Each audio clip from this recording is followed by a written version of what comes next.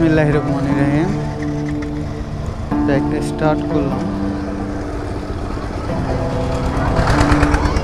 আসসালামু আলাইকুম, সবাই কেমন আছেন?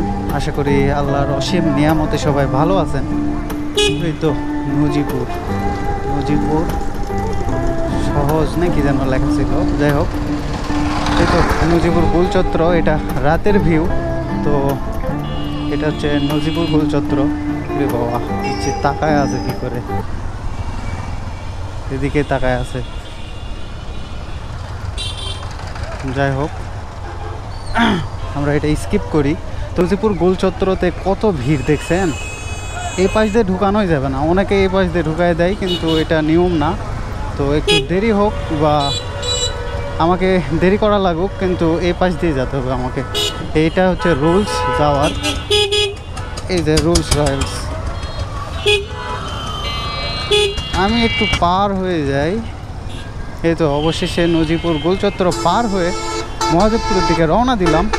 হেলমেটের ভাইজার নামায় দিয়ে রাত্রেবেলা খুবই সমস্যা হয়, দেখতে পাই না প্রপারলি।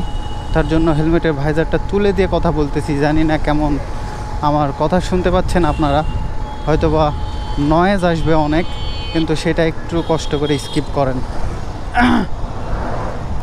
আর সবচেয়ে বড় কথা হচ্ছে যে নিজেকে খুব রিফ্রেশড লাগতেছে, তার জন্য ক্যামেরাটা অন করলাম। অন করে আপনাদের সাথে কথা বলতে যাচ্ছি। খুবই ভালো লাগছে আজকের ওয়েদারটা, শীতল।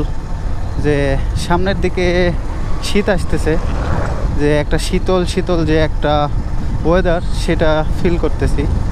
খুব ওয়াও লাগতেছে, ভালো লাগতেছে। এটা হচ্ছে নজিপুর ফুয়েল পাম্প। যদিও বা এখানে তুলনামূলক কম ফুয়েল নেওয়া হয়। আমি বেশিরভাগ ফুয়েল নেই আমাদের মহাদেবপুর থেকে, যে আখেরা যে ফুয়েল পাম্প আছে ওখান থেকে। অনেকে বলে ফুয়েল পাম্প, অনেকে বলে ফুয়েল স্টেশন, আমি বিশেষত ফুয়েল পাম্পই বলি।